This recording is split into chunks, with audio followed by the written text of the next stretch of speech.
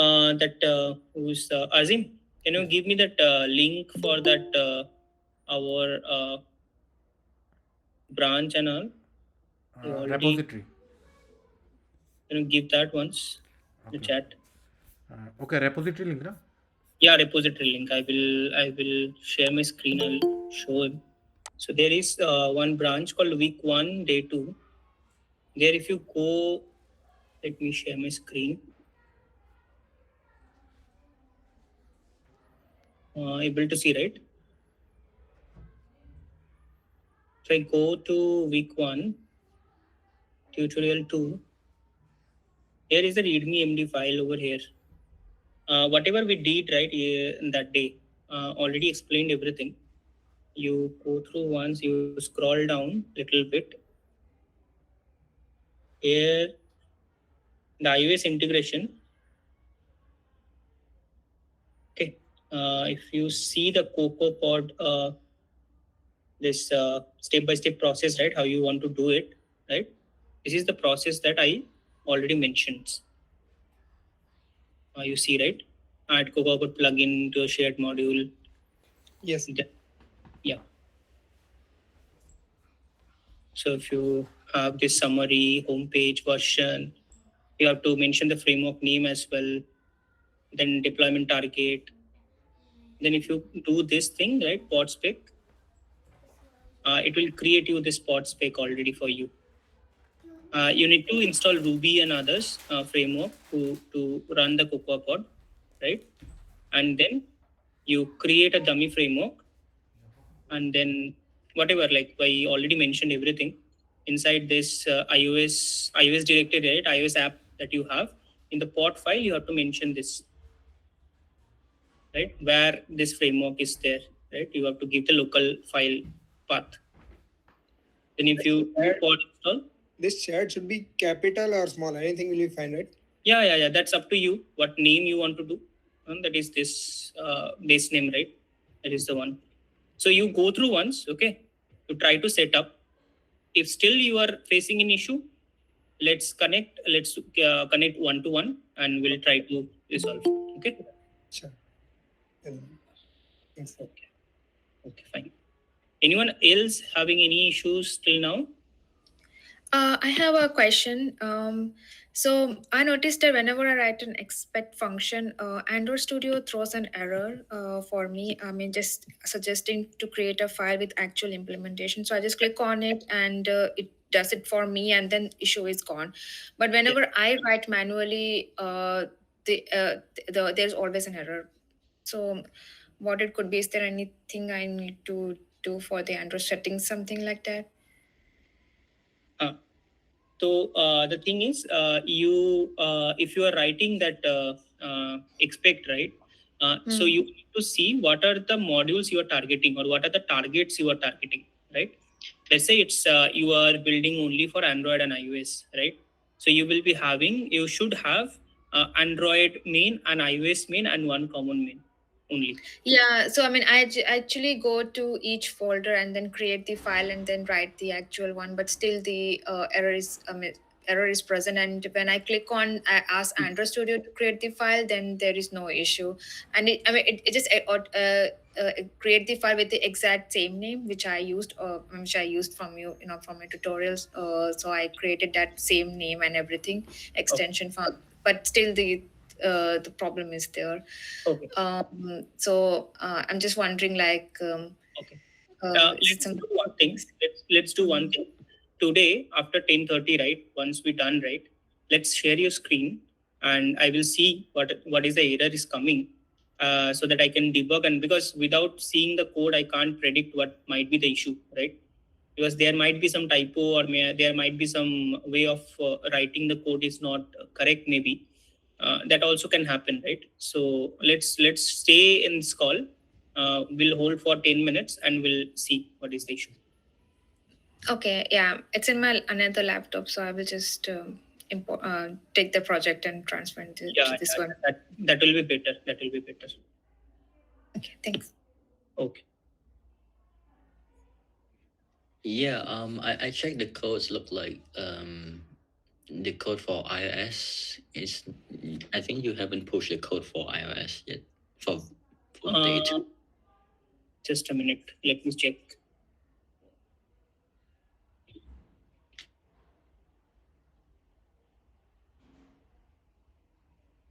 Yeah, I guess. Yes, you're correct. This actually, I think that happened regarding, I think there is some Git repository already there. I think that's why it is showing as a submodule. Let me remove the Git and we'll try to push it. Okay. Today after this call, I'll do it surely. Sure, thank you.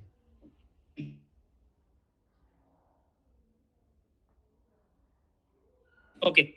I think fine. I think guys, shall we start on the next topic?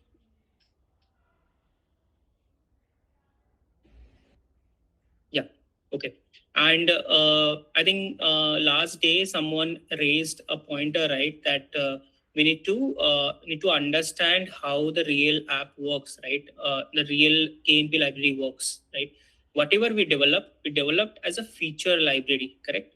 That's a book feature where we are having a view model and we are writing the state updation and all, right? So that was a one kind of implementation we did, right? But there are certain things that we need to know before implementing a library to a KMP app, right? So what we will do today, we will create a library from scratch, right? A library which will be available for your Android and iOS target, right? We will be building one app, building a library which actually responsible for key value storage, right?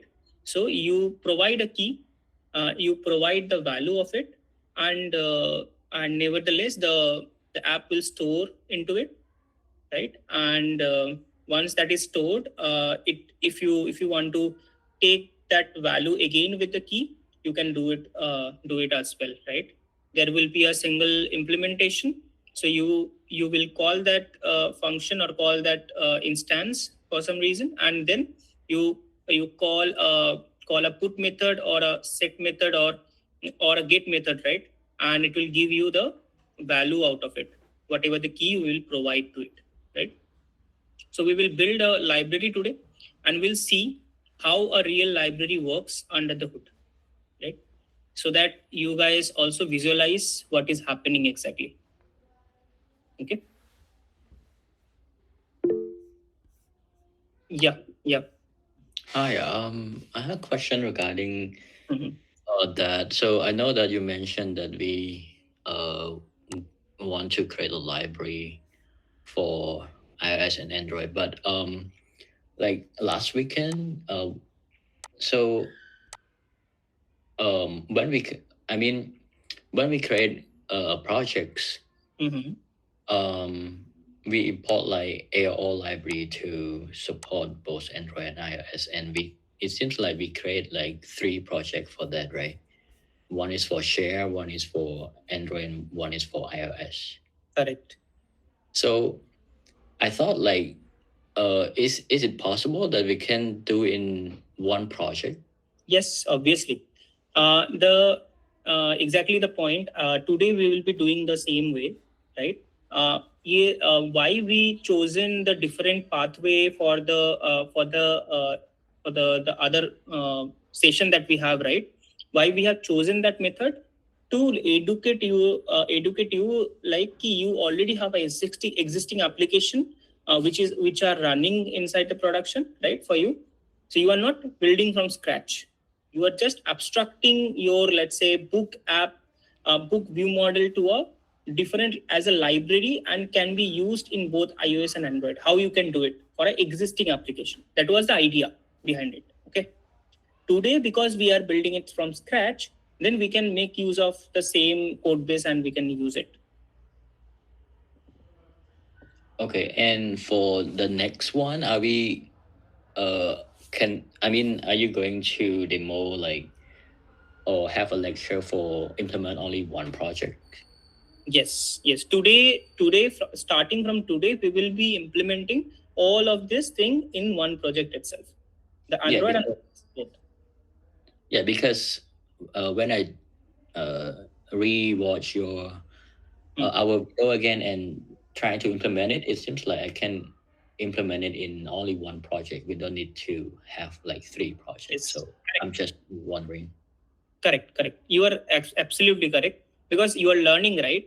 That's why you think like this key. It might happen that you think it is an unnecessary step that we are doing, right? But why I have chosen that pathway to educate use, right? That you can also start buildings in a smaller chunk in an existing project as well. If you already have an existing project and you have a migration plan you need to work on, right? Then you can start working on a migration plan, because you don't want to write the application which is already in production. You won't start from scratch, right? Anyway, you will start first abstracting out the features that are less dependent or less user dependent. There are many strategies, right, to actually target that portion, right, portion of your logic which needs to be shared, right? So those sort of thought process I wanted to pitch in. That's why we started like that. But from today, we will be building everything from scratch. Okay. Sure, sounds good. Okay, fine. Okay. First of all, I will share my screen, and what I'll do first, let's discuss on the architecture. Okay, what I'll do, I will have Excel draw, and there we'll try to architect the library first, and we'll write the LLD. Once the LLD is done, we will try to implement the way that we want it to, right? Fine, right? Screen is visible, right, for you guys?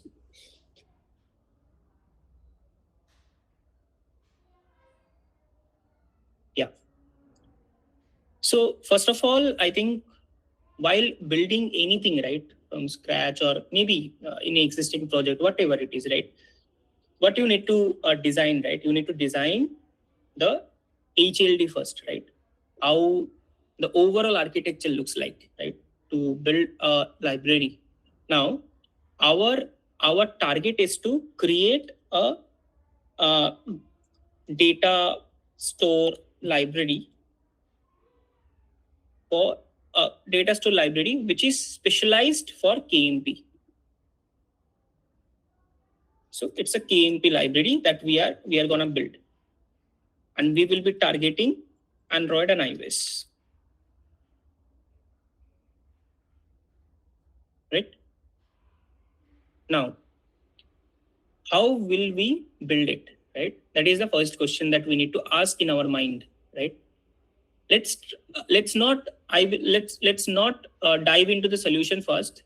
Let's first think about it. Whatever the limited knowledge we have currently, whatever we understood from our previous learning, right? Let's first define how we are gonna solving this, right? Someone is interested to attempt it, so that we can start building it. We can start writing the wire map, like how things will work, how the things will communicate to each other, right? Those sort of things, how we can visualize it. Let's first define that. I will not define it at the first place. Let's try by yourself and give some idea to me, so that I will sketch it down. And if things are all sounds good, we can actually wire up and we can build a system around it. Anyone of you want to attempt anything? How we should build this? It's an open-ended goal that we have. Let's try to build together. You will put the core business logic, saving into the shared preference or whatever it is, the storage. We'll put the whole logic in the common app.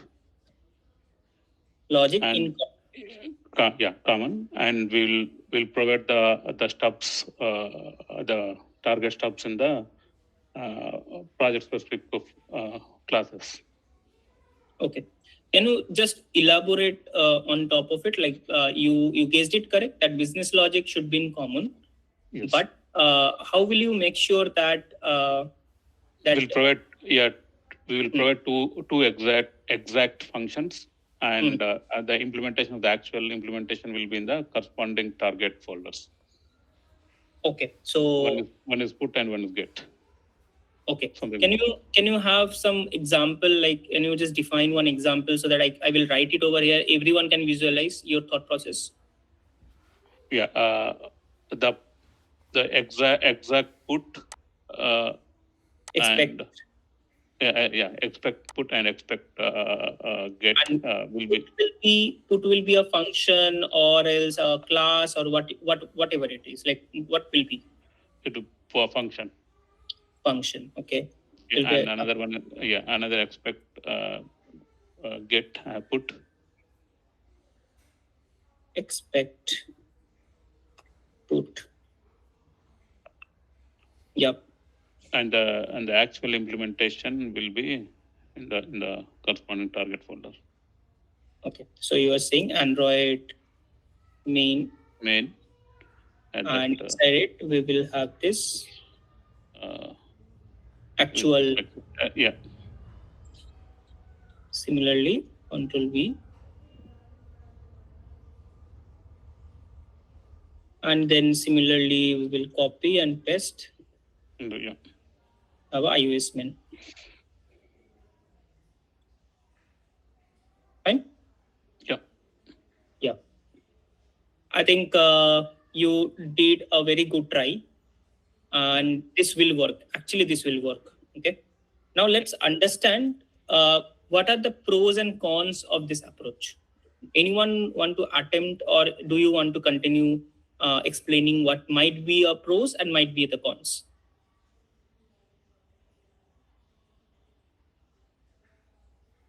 The pros are segregated each platform separately. So, yeah. Okay, that is one thing. And anyone of you want to attempt what VVS said, right? Let's try to have an argument around it. Is it the one that you are gonna write in a production application, or you start improving on top of it? Is it any improvement needed in this? Anyway, VVS, it's a very good attempt that whatever you did, let's start analyzing what are the drawbacks that we can have with this approach. Then we will go another approach and we'll decide what to pick and what not to pick. Maybe if you are using it for not only for Android and iOS, you also the web application, Yes. which may not require these functions to get imported into it. Okay. Okay. Like a single, we call solid principles that comes into. So I was thinking in that perception. So why web will not have this feature? Because web anyway, in the web also you need to have some settings, or maybe user selected something, right? In the previous session, you want to store something, right? That also you need inside your web application as well, right? So you think in a perspective that when you need a key value storage, right? You need a key value storage when you have a smaller chunk of data that needs to be stored inside the local, right? So that you don't have to have a it's kind of a user specific settings, right? Let's say it's a dark theme, or maybe it's a settings where you have a toggle, right? Where you want to persist the toggle, right, for the user, right? How do you make sure that we can do it, right? So that is why we use key value storage, right? That is the idea behind it. Anyone want to attempt anything?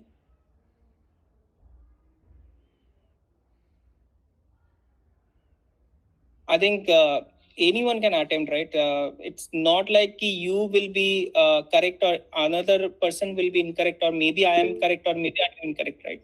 Doesn't matter. Create class contains number of method like get, set, flow, specific, delete, and clear all. Yes, Kamlesh, you are exactly correct. It's a better. Why it is better, Kamlesh? Can you explain once regarding this get or put function without the get and put function? Any thought process around it? You can unmute yourself. You can talk, I think, rather posting into the...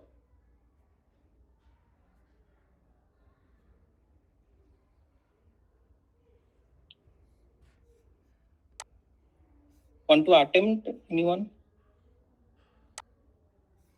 No? Okay. So as per Kamalesh, what Kamalesh is saying, instead of writing this expect function and expect put, function put, right? We can have a class which then can be implemented inside the Android main and the iOS main. Right, Kamalesh? I'm correct? Okay. Let it, yeah. So the thing is, there is a drawback, VVS, regarding this approach. Why? Because it is a open-ended function that you are mentioning right over here. If you have an open-ended function, you can't write a unit test for it, right? If let's say the repository layer, you have to write like that. Key if the settings is enabled, I need to call a API, let's say A API, or if the settings is disabled, I need to call the B API, right? Now, while running the unit test, right, because it's an open-ended function, and you can't mock this function, right, at all. You need a kind of a interface. That interface can be mocked anyway, but an open-ended function can be mocked. If you are not mocking it, then how will you provide the mock data so that you give, let's say you are writing for test cases for settings 1 or settings A.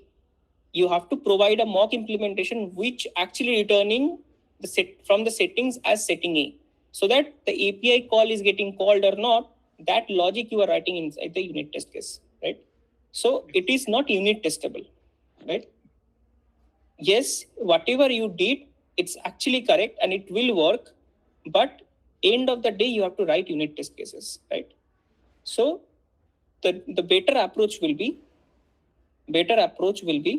this. We will copy it. Just a minute. Copy it and paste it over here. Just an upgraded version of it, that we will write expect function. Instead of this, we will write expect function create platform key storage, like this, and it will return me a key storage, right? Now what will happen? This key storage is nothing but an interface of key storage. We all know, right? In what we do generally in the OOPS concept, right? We certainly do the abstraction, right? Abstraction of the feature, right? So what it does actually, that is, if you do interface key storage, this key storage will have different implementation for Android and different implementation for iOS, right? It will hold the contract. That means it hold the definition, it hold the signature of the functions, let's say get or put, right? And you only need, it's kind of a black box. You can understand it is a black box. So if you give some input, it will give you output. How it will generate it, that none of your business, right? None of our business to showcase to the world, right?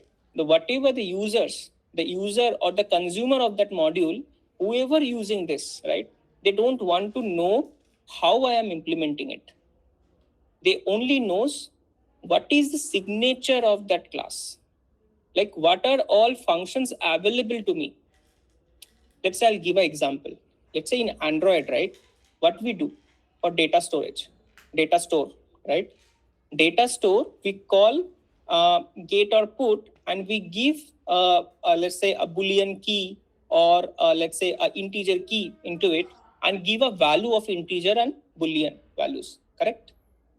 What it does internally, internally it goes, it manages a LRU cache into it. It actually manages a real-time flow. It manages the storing into the application, and it will store into the file system. Everything is abstracted from us. We don't care from where the data is coming. We only care, we ask for the data, it will return me the data. If we put the data, it should store the data.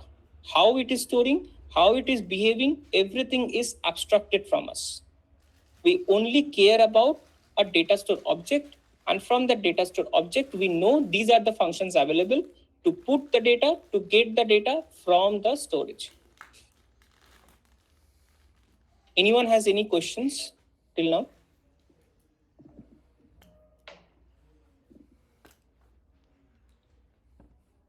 Any one of you, any questions?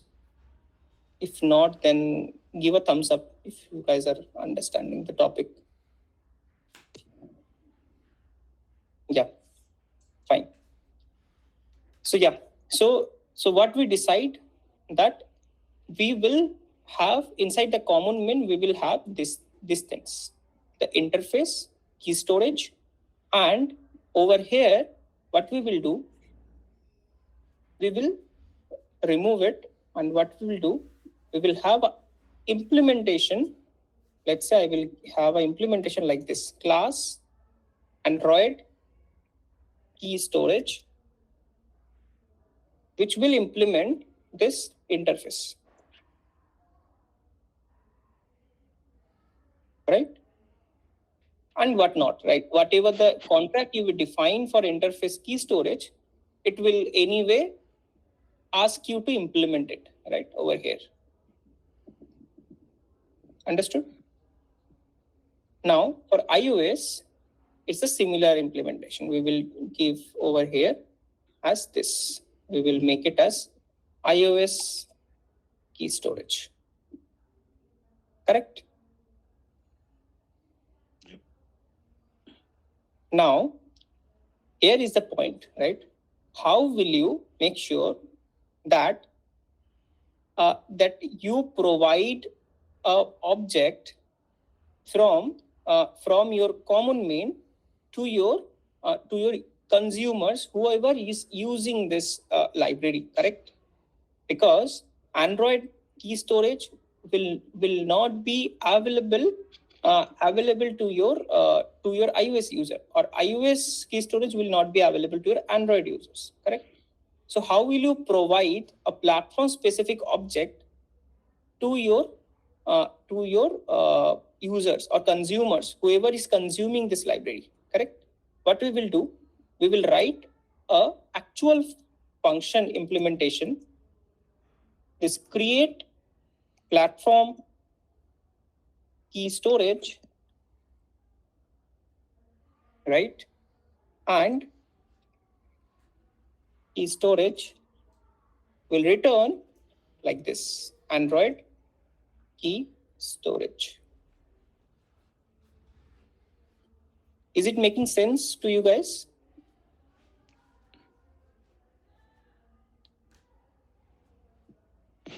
So anyway, the contract says, the function says that we need to actually return the storage, key storage object from our implementation, right?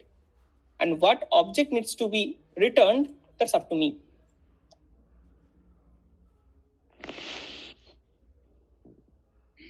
Right? Now, if you are using this library, let's say in Android, right? How will you do it? Let's first visualize that. So let's say I have an Android app.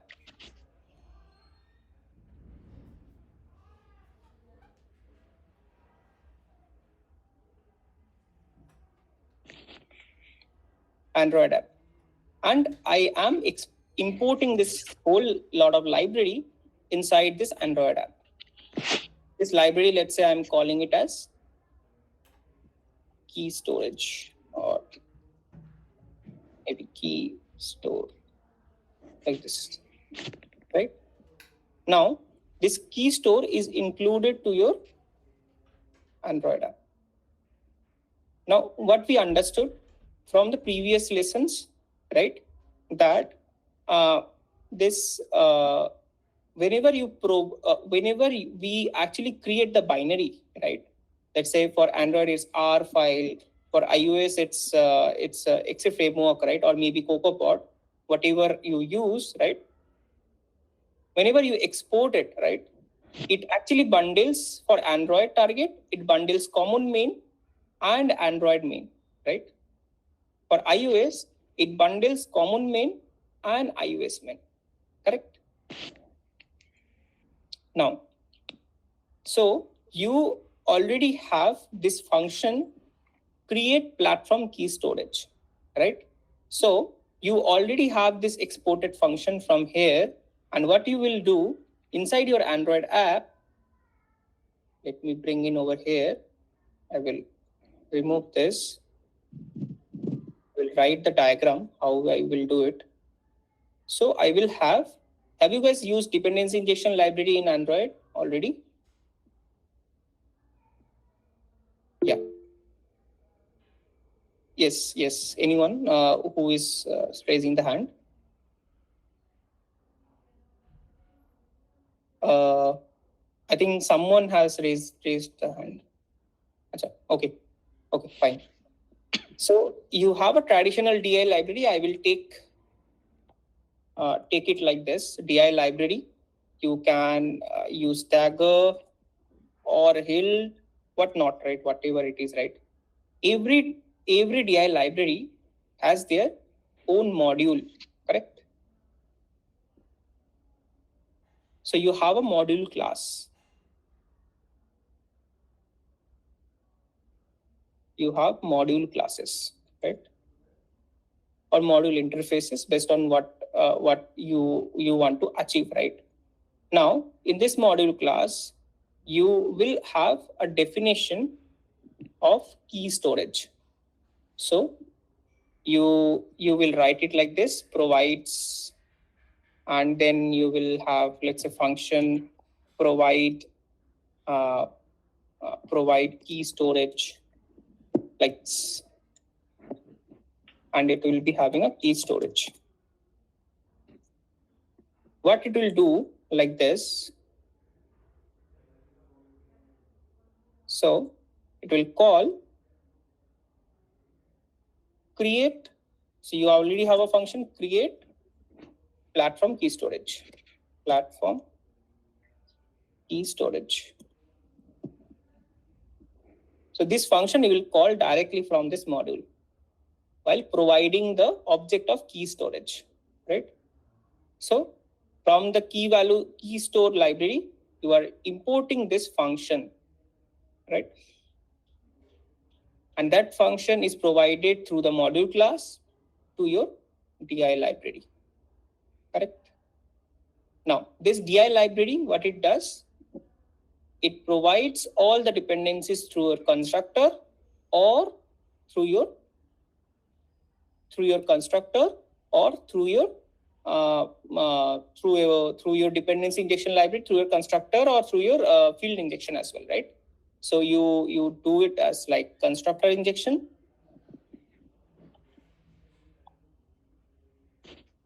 and field injection, right? So now you can use this key storage interface, and you can inject it everywhere in your application, and you can try storing the data. Anyone has any questions till now? Any integration issue or anything that you can't visualize through this diagram, so that I can better explain if anything I have missed? In this approach, the whole business logic we're writing in the host app, right? In the consumer app, right? Yes, correct. I will explain how you use in the KMP as well, right? Yeah. I'll explain.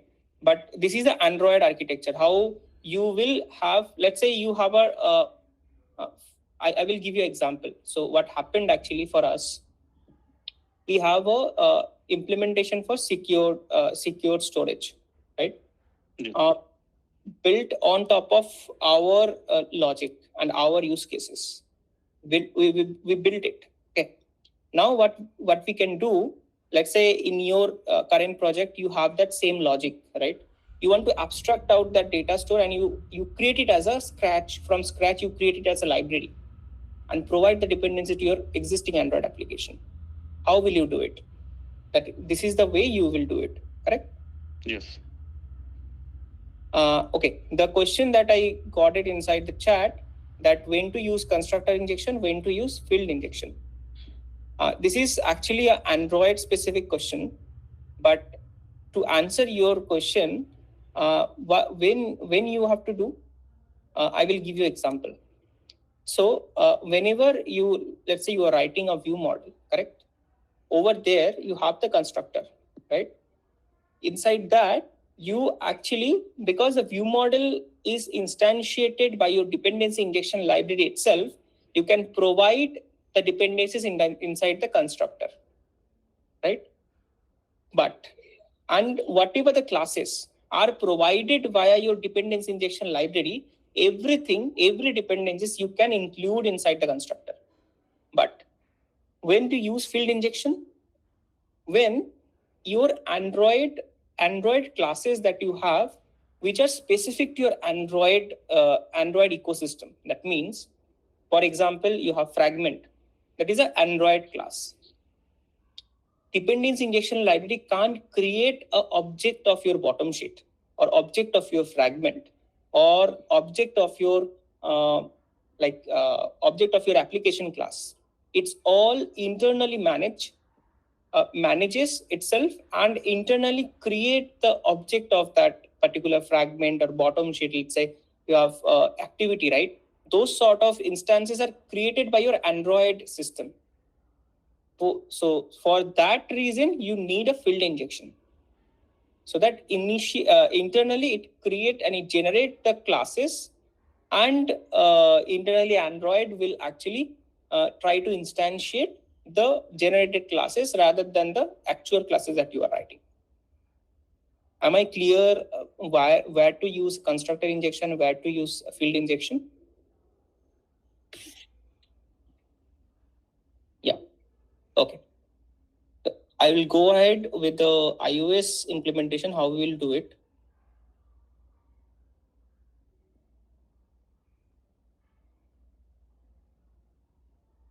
This is the same way iOS also use the library, but in iOS the common structure is that you don't use DI library. Okay, there they do it like this. Let me clear this. What they do, generally what they follow, you can came across with some dependency injection library in some projects as well, but some of the iOS projects which I know personally and what I seen, they generally use a pattern is kind of this pattern. So they create a wrapper class, which is, let's say I'm naming it as maybe project key storage, like this. And this wrapper class will hold a object, or maybe in the Swift you write it like this: let shared, and you call create platform platform key storage. And this wrapper class is a static class for them, and they directly call this wrapper class. They call it like this. Let's say project key storage dot shared dot then whatever the function you have, let's say put or get, whatever, whatnot, right? So you provide the things and all, right? So you put it, you can give whatever you decide to, right?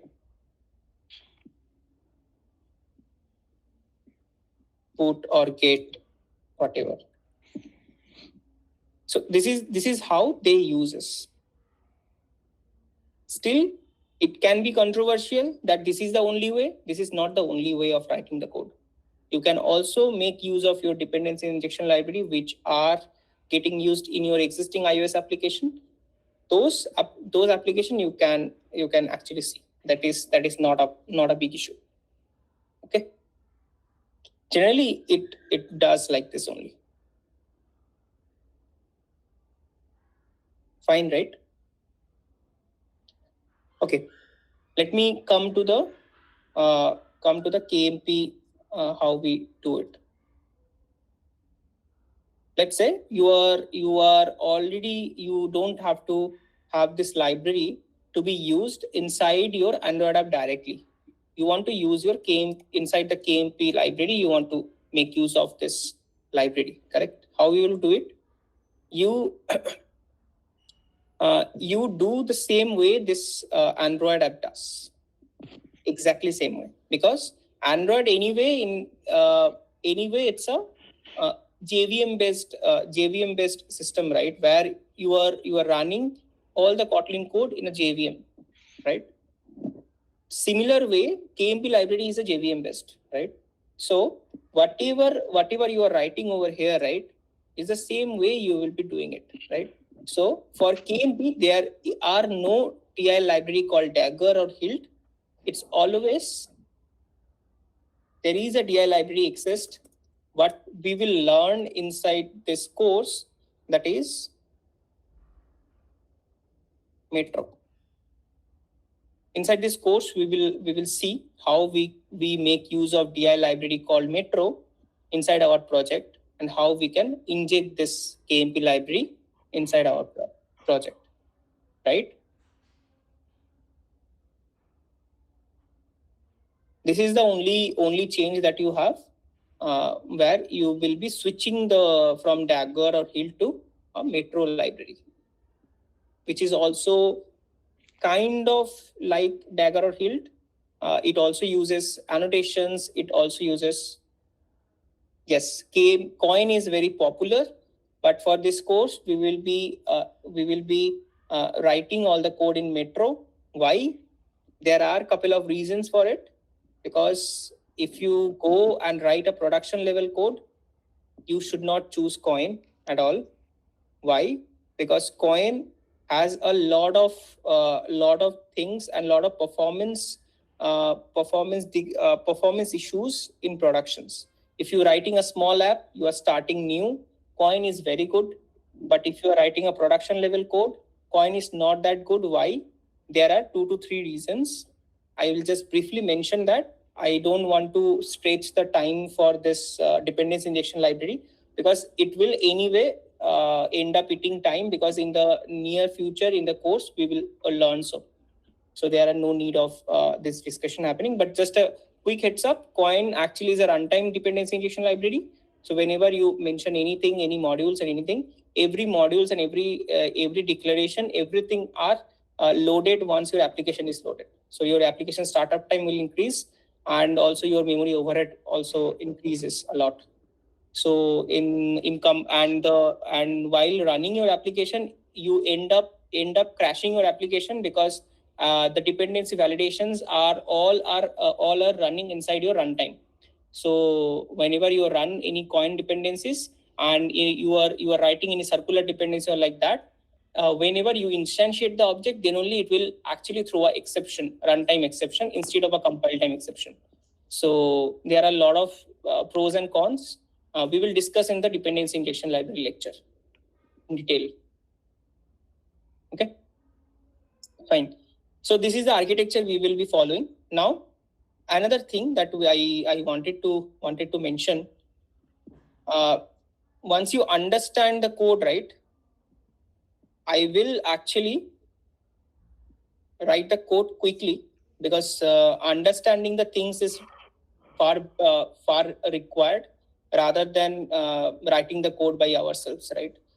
In this small course of time, I will not be able to write each and individual line and do it, right? So that I am just giving a ALD for this, right?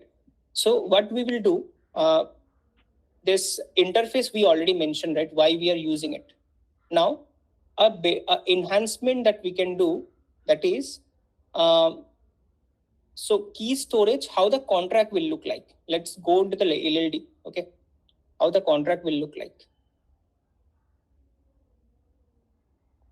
So you will have the interface, key storage,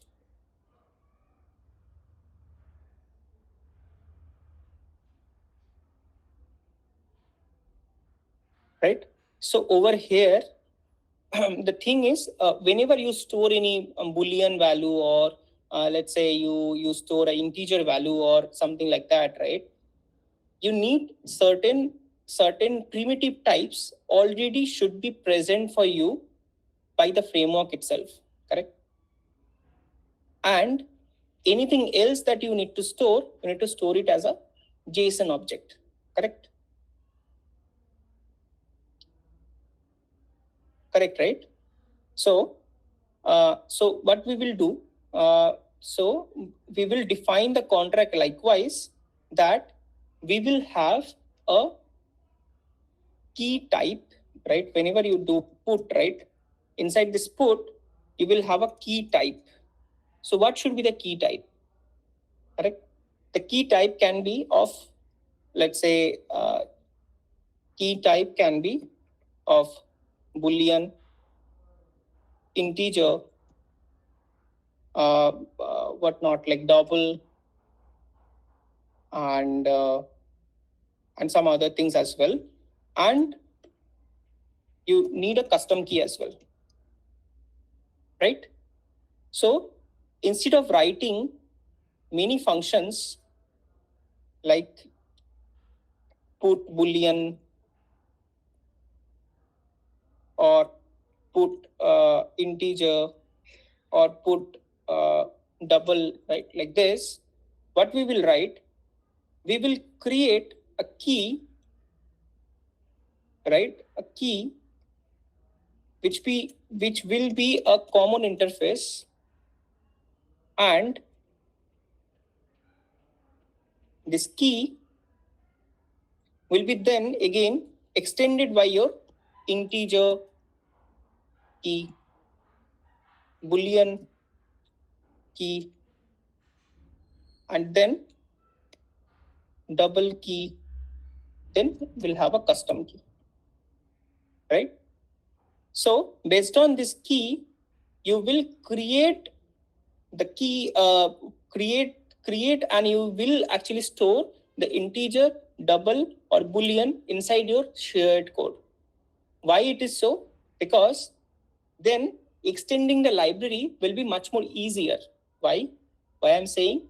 Because if you have today, you have a support for Boolean, you have a support for integer, you have a support for double. But tomorrow, if you need a support for, let's say, XYZ category, you just create a new key and write the code into your library. Everything, like, because if you are writing a library, you have to make sure that library contract shouldn't be changed very frequently. The library contract should be stable enough so that user, whoever actually using your library, they should not expect frequent changes in your contract. Because we all know, right, as an Android developer, whenever we upgrading, a major upgrade comes in, right, how much painful it is to upgrade one library from one version to another version. If your library is breaking each and every individual version, then no one will like your library at all. They will drop the idea of using your library. They will start importing a better library which have a better compatibility support and better contract definition, rather than using your own. using yours, right? Anyone has any confusion why we chosen without like put boolean or put integer instead of those? Why we have chosen as a key which are type of boolean, integer, double, or whatnot, right? Why we have chosen this approach over that? Any confusion around that thought process?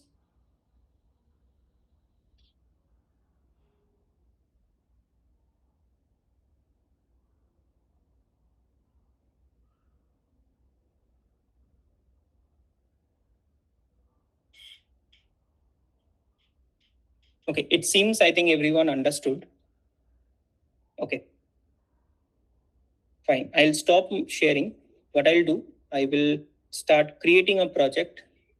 Okay, I will give you all this, whatever I have written over here as the HLD.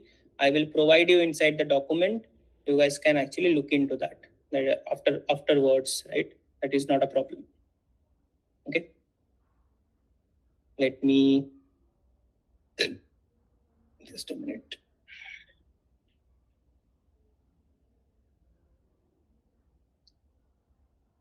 File new.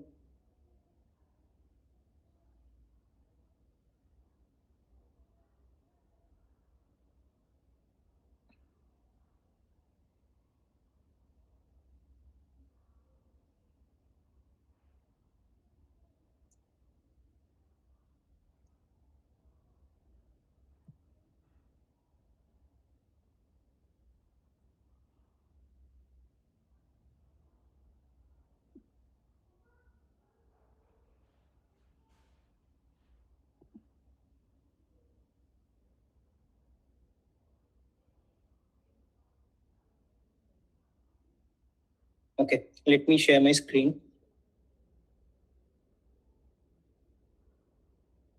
I think it's visible, you guys. What I did, I just created an application, Kotlin KMM application from the Android Studio itself with a key storage application,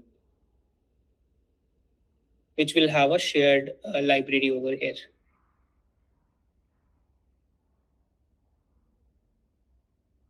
Whatever, like it has a Compose app.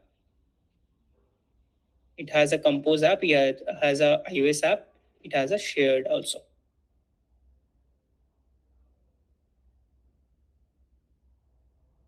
Right? Now let's create a new module. Kotlin multi-platform shared module, which we will be mentioning as key store like this, right? And we can use like this, and we can actually finish.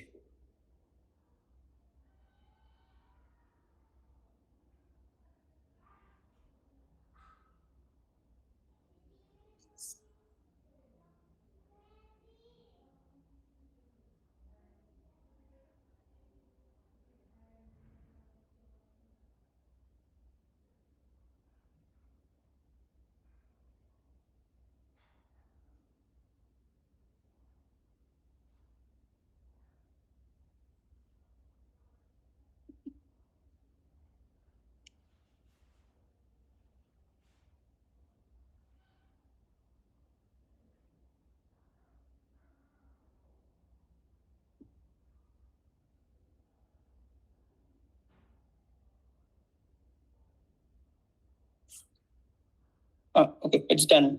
So it's a key store we have, right, as a module, KMM module for us, right? Now let's start writing the code. Some of the code I will copy paste because I don't want to spend writing the code.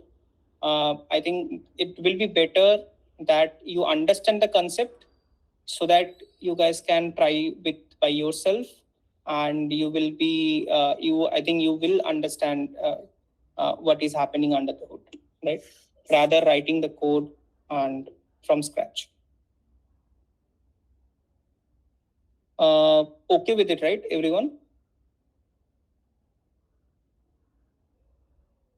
Okay, fine. So let's first create the key value store, right, that we have.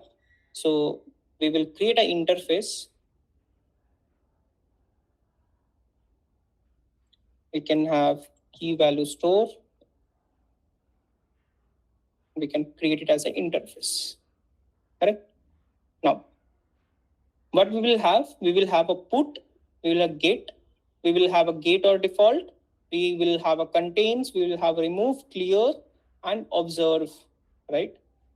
Let's write it like this.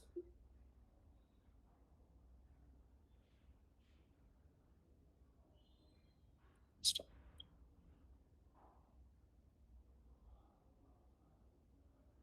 Okay. So this key we will define in a minute. Once I will write all the code, you will understand how things are working.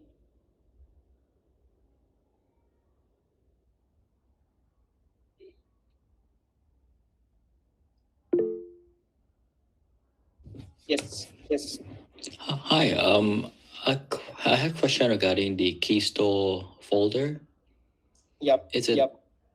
another project, or how can we get that? This new, I did it now. This module, go to Kotlin multi-platform and you write your own name, whatever module you want to create, and then finish. But key store, it is like a new module, right? Yes, new module, correct. Oh, okay.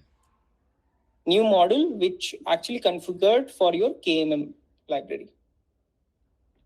I think I missed the how to set it up. I mean, could you? This new module, go to I Kotlin think I multi-platform. couldn't see that. Yeah. I think I Okay, couldn't okay, see the okay. screen. Yeah. Okay, just a minute. I think my screen is not visible. Let me stop share. Visible, right? Now, if you go right click on it, new, create a module, Kotlin multi-platform. Here you write your name. I have written as key store. It's already exist for me. So you better name it whatever you want to name, right? Your module, do it, and this do finish. Sure. Thank you. Okay, fine. Your question is, we have that root level, the iOS app, all those folders, right? What are those for? This iOS app, right? Yeah, that one and the shared. That same I was talking about, right? Ki previous day we were using, because you need some application, a host application to test it out, right, to your library. You can't Yes. test it after releasing to your Maven Central, right? You have to test it somewhere. So for testing purpose, we have this Compose app for Android and iOS app for iOS. Okay. Right? Yes. Okay. This contract I will get back. First, I need to define this key. Okay. Let me first define the key for you.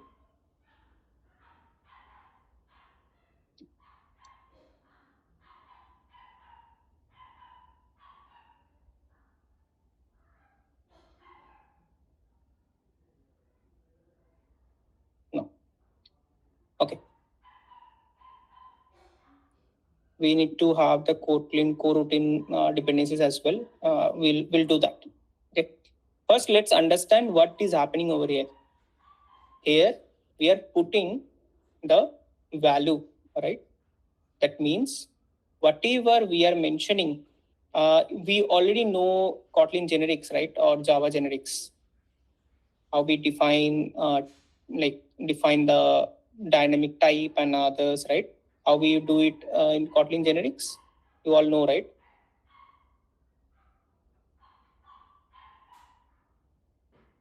Okay, fine. Okay, so the thing is, you already all know about suspend function and others. I will not explain. Over here, what we are doing, we are having one interface.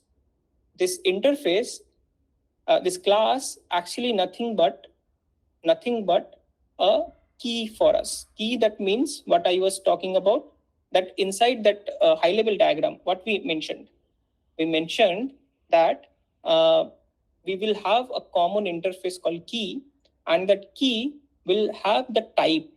How will you create the keys, right? Let me define that for you.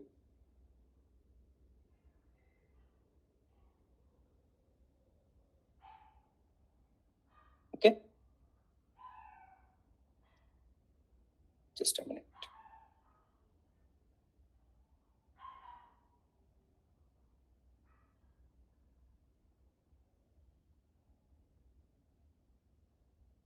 I will define what are the things I'm doing over here. Okay. Serializer and other things we will see later, but let's understand how things are working. So if you do call this key value store with the key of Boolean key. How you do for data store, right? You create a Boolean key, right? Which are already provided to you through the library itself. You wrap it like this, Boolean key, and you provide the name of the key, and then you provide this Boolean key directly to your put method. You in the data store, right? You do Boolean key and you keep the value which is false or true, correct? Like this. So how it will look like in the consumer, we will see later, but still I'll give you an idea. Let's say you are writing a class test and you are, let's say, calling this key value store, maybe let init var. You have, let's say, key value store already for you.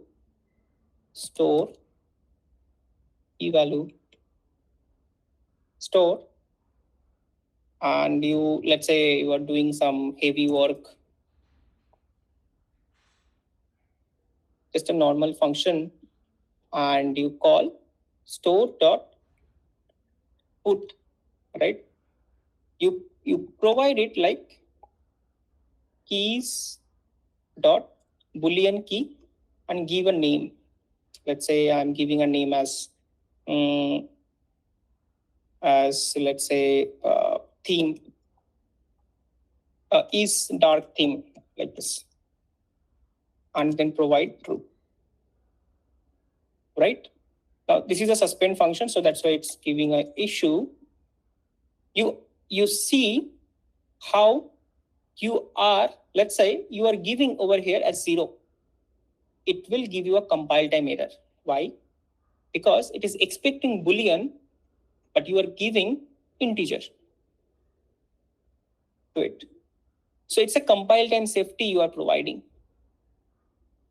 It might happen in the put Boolean, like whenever you are putting a Boolean value, you might end up passing any integer value maybe. So at the runtime, if it keeps and throws an error, that means your app will crash.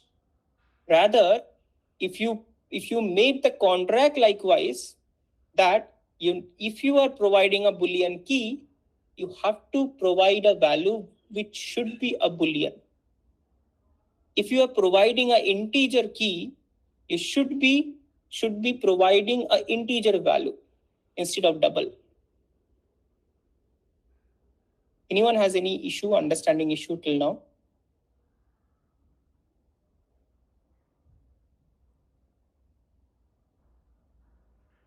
Anyone? Could you repeat that, this one? Okay. Have you used generics before? Yes, I have. Okay. In generic, what happens if you provided this type, right? T. That means if you are providing T, if you are replacing, let's say, T with Boolean, key Boolean, correct? Then this T should be Boolean also, right? The value should be Boolean as well, correct? Yeah. If you see the Boolean key, how it is being built, it's nothing but a key Boolean. So whenever you pass keys.boolean key, that means you are passing a key boolean type. If you are passing a key boolean type over here, so T now will be replaced with boolean, right? So now this value will represent a boolean, nullable boolean. Correct, no? Got it. Yeah. Okay, so this will give you a compile time safety to you. Correct? Now, we will make it very simple. We will not have this serialization and others. We'll build it very simple and then we'll try to see.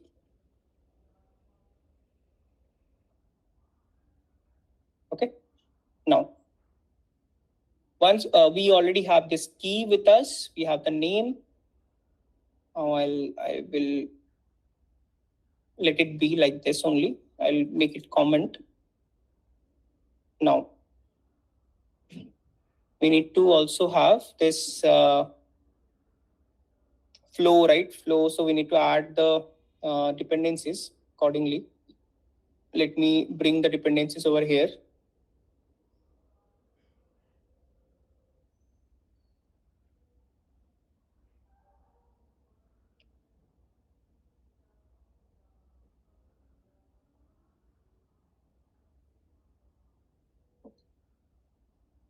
Let me go to the libs.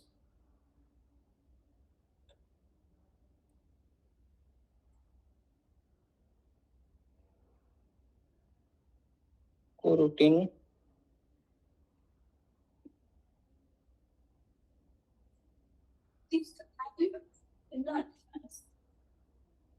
We'll copy. Why did you create the shared folder why did you create the key store folder and not using the shared folder? Because I am building a library, right? So once you have this library built, you want to publish into your Maven Central, correct? And in the Maven Central, you can't name it as shared, right? Because the namespace will not be available for you. You need to have your own namespace. Right. Okay, fine. Okay, I added the Kotlin coroutine.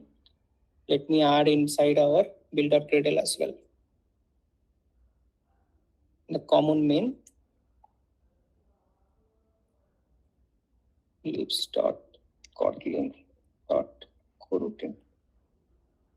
What was that name? Kotlin coroutine.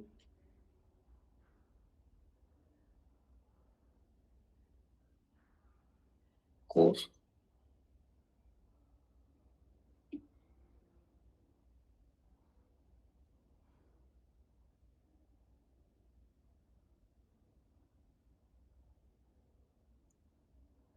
We already know Kotlin X, sorry, Kotlin X coroutine score.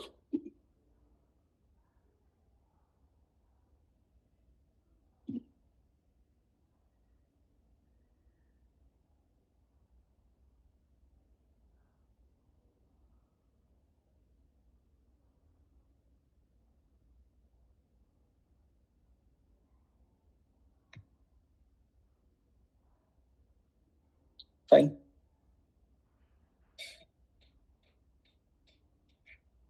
Now if I import, yes, can.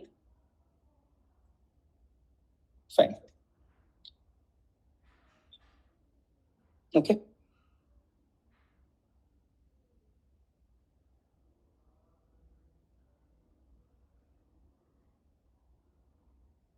Now we need to create we need to have this data store file or key store, let's say for us, key store, right?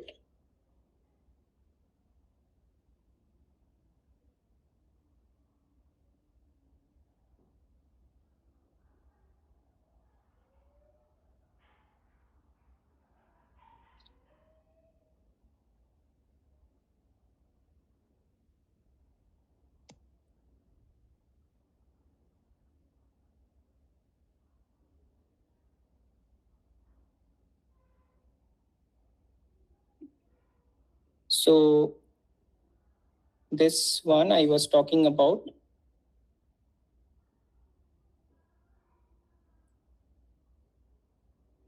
Okay. So we will create a config function. Just a minute, I will explain what I'm saying.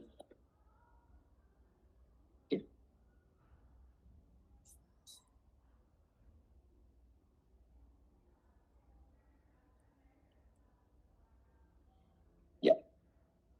Now, what we mentioned that we will have a create platform store over here with a name of that store, right? Or the file, right? That we already have. And we will have a config, which will be data store config, right? And it can be a coroutine scope. I am using dispatcher default for this. Now it's up to you. Let's say you want to use IO, or maybe you want to use different dispatcher or different queue for it, right? How you manage your coroutine, that you can also provide a scope, from your iOS or Android implementation. That's up to you how you want to manage it, right? So this is the object of key store, where I will call this default key store.default, and that will return me a key value store interface. That what we discussed, right, inside the HLD, correct? And you can also have a named key store as well. You can also specify a name for a key store, and it will return you with the object of that key store. Correct? Anyone has any questions till now? I already discussed in the HLD and LLD as well.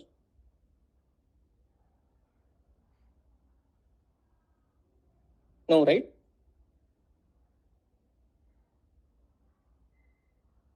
Fine.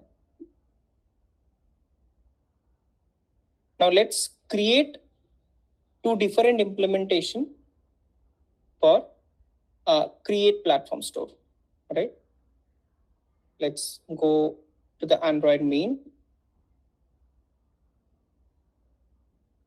and we'll create Android key store.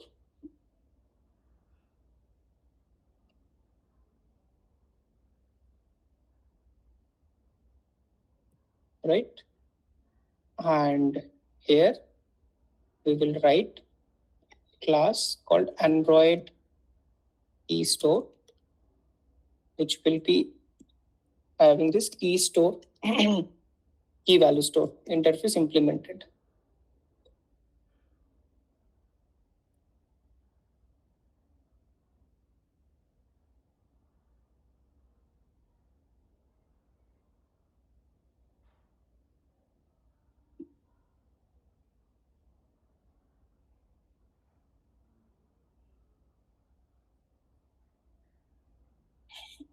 Fine, right? Whatever we discussed till now.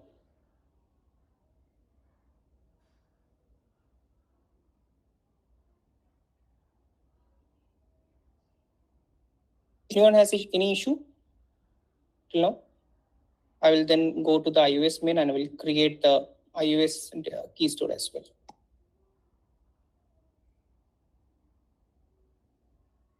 iOS key store, which will be a class, will actually have this key value store.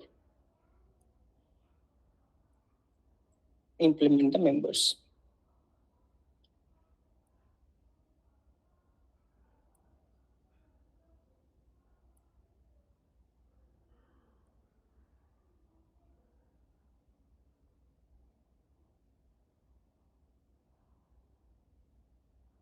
Fine, right? Anyone has any issue?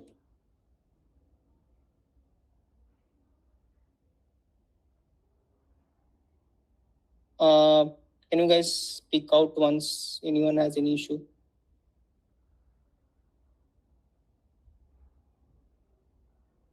No, I think I'm good. Okay, fine. Now, to implement inside Android and iOS, right? So you need, in Android, you need Android data store, right? And for iOS, you need user defaults. Okay, let's first go and solve for Android first, and we'll solve for the iOS later. Okay.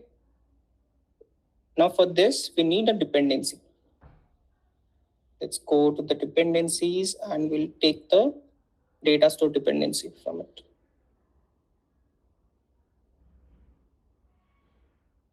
Copy this. We'll go to the build.gradle libs.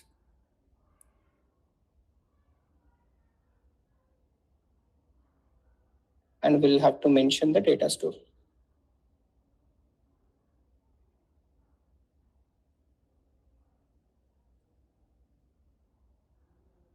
Fine, we will go to the build.gradle and we'll go to the Android main, where we will mention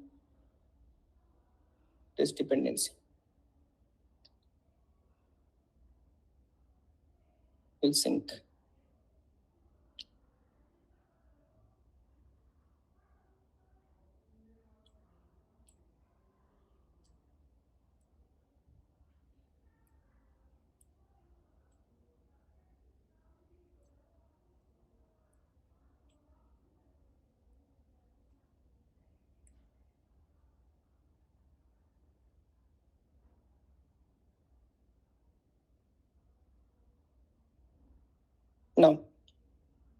Now you see, there is a kind of a problem that we can see over here, right?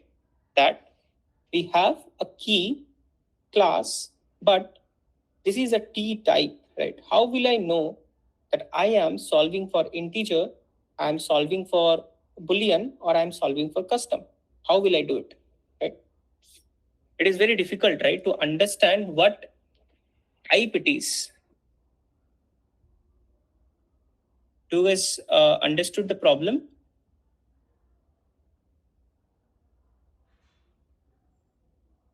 What is the problem? Devdutt, can you just repeat this part? Yeah. So you have T generic type. How will Yes. you know, is it an integer, is it a Boolean, or is it something else? Based on that only you will actually return the it will actually create the key, right? The Boolean key I need to create, or the integer key I need to create, or something else, like some else key I need to create, right? How will I understand? Will not be able to, right? Yeah, So yes. for this, instead of predicting what type it is, can we think of a direction key? If I able to convert somehow this key to kind of a sealed class where they can actually mention, is it a Boolean, is it an integer, is it a something else? That will be helpful for me, right? Correct. That will be helpful for me, right? So how will I do it? Same. How we can better code it? We can actually have a serializer implementation for each key. How we can do it? Let's say if for Boolean key, right? In the key itself, inside this key itself, I know which type of key I am expecting over here, right? So all the things that whatever I'm creating the object over here, I'm creating the object I'm doing over here itself, right? So I know it is a Boolean key. I know it's an integer key. I know it's a long key. I know it's a double key, like this, correct? If I am able to write a implementation for each and individual type that will return me the primitive type, then I can actually predict, is it a Boolean, is it an integer, is it anything else? Let me write the code first. I will explain why I have written the code and why I'm structuring like this. Okay. Let's create one value serializer. Okay. I will copy.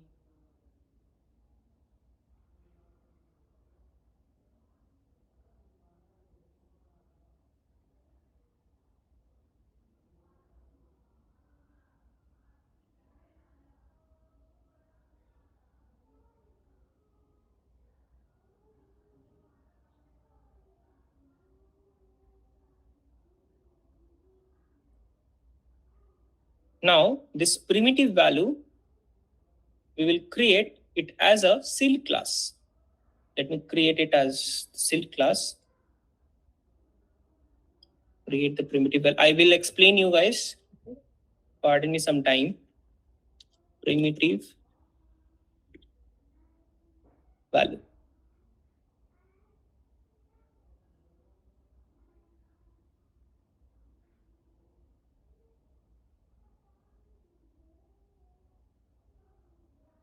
Okay. What I mentioned, it's a silk class which will have the boolean value, it will have the integer, it will have the long, it will have double, it will have string, it will have a null value, right? Now, this serializer, what it does, what we do, right? It's serializing the value that you are expecting over here, and it will return you the corresponding primitive value out of it. We'll also explain why I'm doing.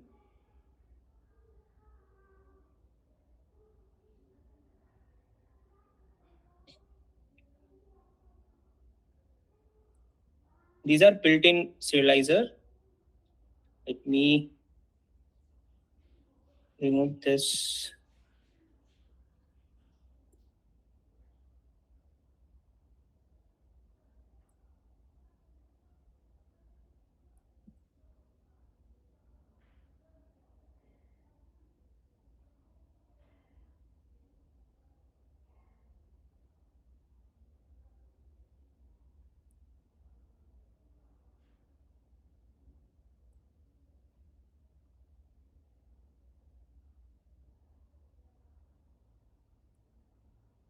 Yeah. You see, right? I created some built-in serializer. How it is working? You see, we already know that for Boolean serializer, it should be Boolean, right? The type should be Boolean, correct? And for serializing, I can actually return primitive value dot Boolean value, and then we can pass the Boolean value itself over here. And for the deserialization, if I get a primitive value, I will check if it is a Boolean. If it is not a Boolean, that means it should be null, and then the value will return it as null over here, right? So it's kind of, I'm just converting that type from Boolean to a silk class object, which can give me an identification whether this type is Boolean or integer or something else. How this will be done over here? Let me go to the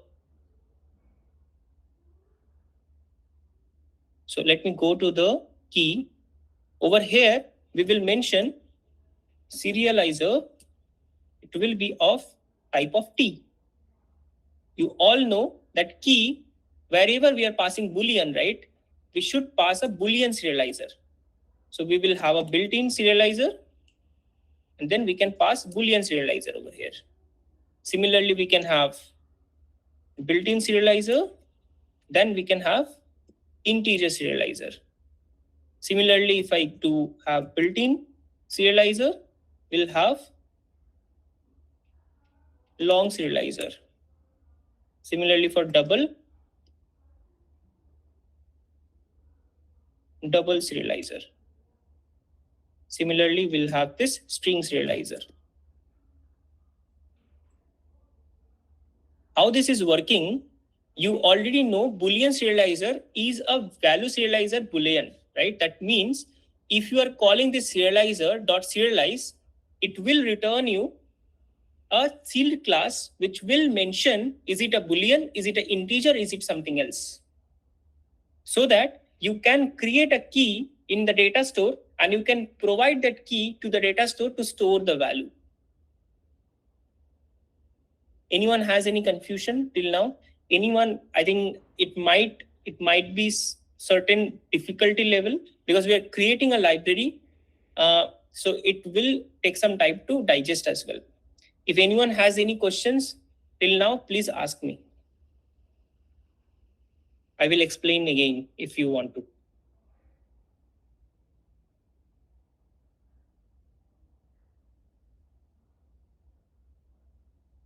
Someone, can you speak out? Like anyone? This is eating up, I think, a lot of time to wait for you guys to speak up. Then if you do call this serialize, it will actually return you a primitive type, and this you will do write primitive. Over here, what you do for our secure shared shared preference, how we do, we call put boolean, put integer or something like that. You also do the similar structure inside the iOS as well. So defaults.set bool, set integer, set for long value it's also integer. For double there is a called set double, and for string values there is a set object. Right? If it is a null value, you will be removing the object from the key. That's it. Similarly for the read, actually the same thing. You actually whatever the type it is, you are just doing ns number and then you are converting to boolean value, right? And you are creating a primitive type of boolean, integer, long, double, and a string value over here, right? So if I go to the get, similarly you are reading the primitive and you are giving to this deserializer that to take the primitive and will return you the value out of it from here. Similarly, contains also defaults.object for key.name and not equals to null. So it will actually check if the object for this key name exists or not. If it exists, it will return you a not equals to null over here. If it is non-null, that means it exists. If it is null, that means it doesn't exist. Right? Similarly, for the clear, you are clearing or removing for all the keys that you have, right? And for observe, you have a primitive flow. I will explain what I am doing over here. Primitive flow is nothing but a mutable map over here. Okay. Why I am doing? Because in Android, data store does provide a mechanism where you can listen to the key, and that key, if the key is changing, it automatically gives you a nudge that key has got changed if you're observing it upfrontly, right? So in this primitive flow, right? In this primitive flow, we are mocking the same behavior what we did for Android manually inside the iOS. We are creating a mutable map which is having a key name, whatever key name you are passing, based on which that key name we are creating a mutable state flow. Correct? And it will be whenever you are putting the value, you are manually creating the mutable state flow and you are updating the value over there. Right? So what will happen if you're observing it, whenever you are calling put, it will automatically get this flow updated. So the flow that you are returning from here, you are subscribing somewhere, right? Inside your code base. So whenever you update the value in the state, it will automatically, whenever you are collecting somewhere, right, it will automatically call the collect method and it will execute the block with a new value. Correct? For iOS, this is the implementation. User defaults, I will strongly suggest go through the code first. Let's understand the building blocks. Let's understand how it is connecting with each other and come up with your questions which you will have in the next day. Now, what the remaining part is, that is we need to create the actual implementation for this key value storage. So I'll name it as iOS key store with a default. So we'll have the standard user defaults and we'll have the defaults, we'll pass it into the iOS key store. Right? Now, the thing that I want to give you, that is this code I will provide you through the branch, right? I will strongly suggest go through the branch at your home, try to see what code we have written, and let's try to integrate into the Android application. Okay, let's try to integrate it inside the Android application. The homework is you create a branch from the branch that I will provide and create inside this Compose app. Let's create one simple thing, one edit text where you will we will have the key, right? Let's say you have the value, right, written over there, and if you click on it, it should store into the data store, right? Let's create using this library. Let's create a kind of a to-do application where you have a edit text, you write something, you press enter, it will actually store, and you will in the real time you will see what you have stored, right? Let's make use of this library and create a small bare minimum to-do app, right? And let's start building on top of this library. Let's see what are the challenges we will face while creating that, and let's see how we can mitigate all these issues. What are the pitfalls, what are the pros, what are the cons of this library? Let's figure it out internally, and let's have all the questions ready for the next session so that we can solve and we can mitigate one by one.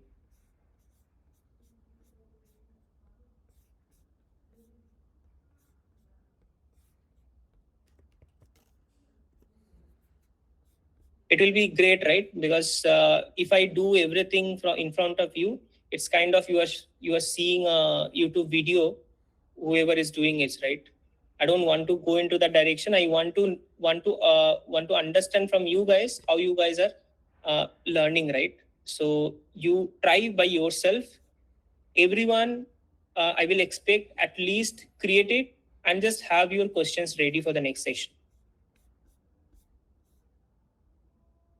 I think that will help you a lot to understand internally how it works. And I think the other day, I think the previous day, someone asked about a example, right? How we should actually migrate our Android or iOS application to a KMP shared library, right? So this is how you do actually. So let's write some code at our end, and let's understand the things from bottom of the architecture rather than I am doing it and you are seeing it. Let's do by yourself and just be ready with the questions. I think that's it from my side. If you have anything, let's speak out. If doesn't have anything, let's I think drop off. Karishma, I will sit with you now if you are available.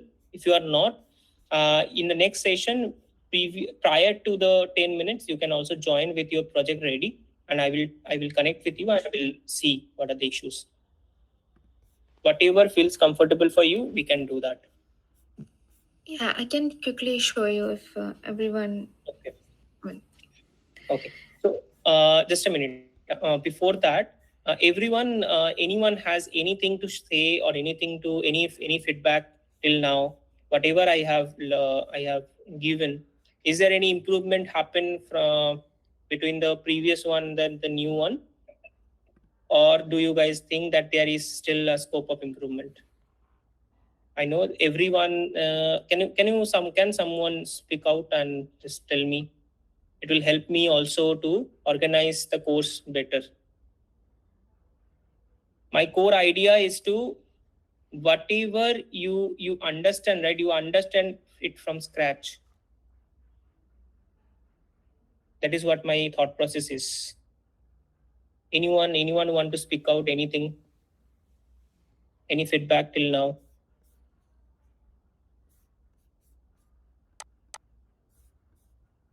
No one is, I think, interested. But yeah, like if you guys are like, I don't know what is happening here, but Devdut, let's do one thing. Hello, Devdut, let's do one thing. Okay, guys, like I think it is not the correct way, because like since the 3 classes we are continuously asking any feedback, like, but there is complete silence. So if you really want, like, we should do the like next class, right? Like we just want to know the feedback at least, like, and if like we are not saying like give the positive. I'm not saying that. Just tell us whatever the you feel, like any improvement, anything. But please do not keep the silence in the class.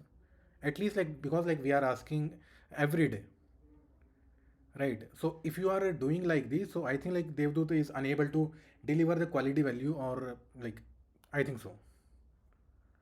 Please Yeah, speak out like and do this thing. continuous feedback will help me to understand you better, because everyone has everyone has a unique skill set, right? So if you give the feedback, I will try to accommodate all the skill set into one, and will try to explain a little bit more deeper. Yeah, I think Dev, that you're doing good job.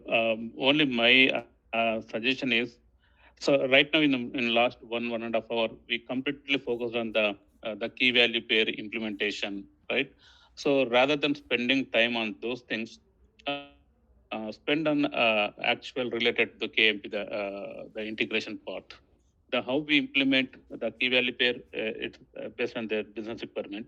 So rather than spending on those areas, spend on the KMP related topics. But these are KMP related topics only, no? If you want to create a library, right, from scratch, Yes. how you will do it, right? It's not all about that you are creating a key value store. You think it Yeah. like this.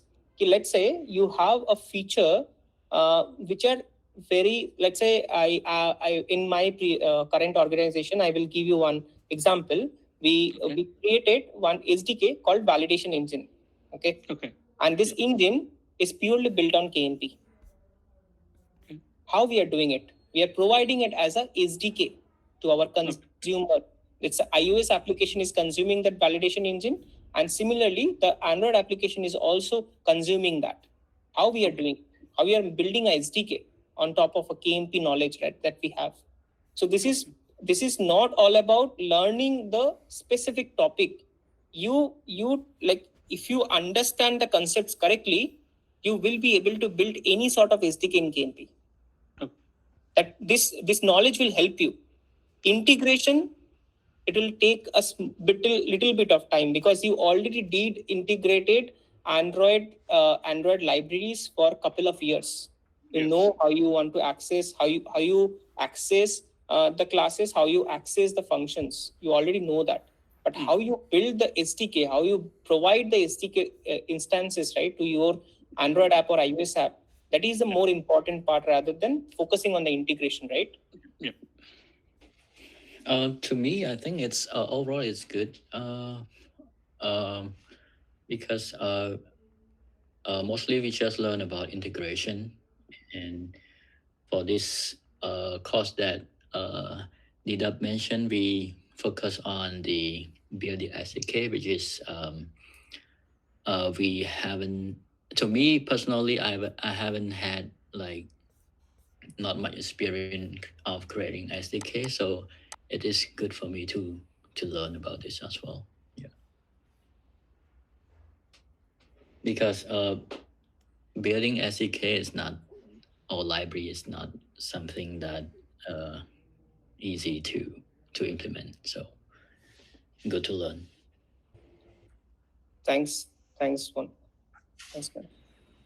Yeah. So for me also this session was good. Even the last session also, like today the key store part, I really understood like how to implement. Yeah. So yeah, it was good.